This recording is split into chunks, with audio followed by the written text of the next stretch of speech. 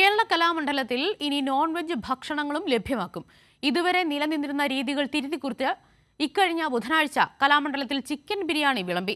കലാമണ്ഡലത്തിന്റെ ചരിത്രത്തിൽ ആദ്യമായാണ് ക്യാമ്പസിൽ നോൺ വെജ് ഭക്ഷണം അനുവദിക്കുന്നത്. കേരള കലാമണ്ഡലത്തിൽ ഗുരുകുല സമ്പ്രദായത്തിന്റെ പാരമ്പര്യ രീതി പ്രകാരം വെജിറ്റേറിയൻ ഭക്ഷണമാണ് അനുവദിച്ചിരുന്നത്. എന്നാൽ മാസത്തിലെ 2 ബുധനാഴ്ചകളിൽ ബിരിയാണിയും ഐസ്ക്രീമും വിതരണം ചെയ്യാനാണ് കലാമണ്ഡലം അധികൃതരുടെ പുതിയ തീരുമാനം. ഇതിന്റെ ഭാഗമായി ബുധനാഴ്ച വിയ്യൂർ ജയിലിൽ നിന്നും ഓർഡർ ചെയ്തു വരുത്തിയ ചിക്കൻ ബിരിയാണി ഹോസ്റ്റൽ മെസ്സിൽ വിളമ്പി. വെജിറ്റേറിയൻ മാത്രം കഴിക്കുന്ന വിദ്യാർത്ഥികൾക്ക് വെജിറ്റബിൾ ബിരിയാണിയും നൽകി. ഭൂരിഭാഗം വിദ്യാർത്ഥികളും അധ്യാപകരും നോൺ വെജ് വിഭവങ്ങൾ വേണമെന്ന നേരത്തെ തന്നെ ആവശ്യം ഉന്നയിച്ചിരുന്നു. ഇതുകൂടി പരിഗണിച്ചാണ് vice chancellor doctor B Ananthakrishnan biryani വിതരണം ചെയ്യാൻ നിർദ്ദേശം നൽകിയത്. ഇത് സ്ഥിരം സംവിധാനമല്ലെന്നും മാസത്തിൽ 1-2 തവണ ഇത്തരത്തിൽ ഭക്ഷണം നൽകാനാണ് ഉദ്ദേശിക്കുന്നതെന്നും കലാമണ്ഡലം രജിസ്ട്രാർ പി രാജേഷ് കുമാർ പറഞ്ഞു.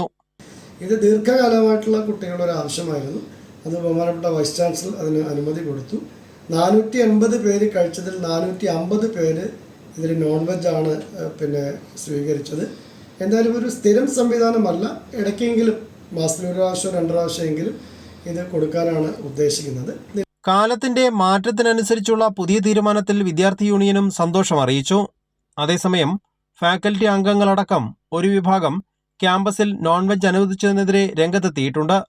ഒഴിച്ചിൽ പിഴിച്ചിൽ തുടങ്ങിയ ചികിത്സകൾക്ക് വിധേയമാകുമ്പോൾ സസ്യേതര ഭക്ഷണം കഴിക്കുന്നത് വിദ്യാർത്ഥികളുടെ ആരോഗ്യത്തിന് ദോഷകരമാകുമെന്നാണ് വാദം.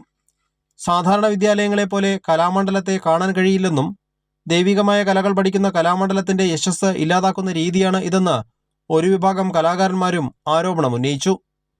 കൈരളി ന്യൂസ്, തൃശൂർ.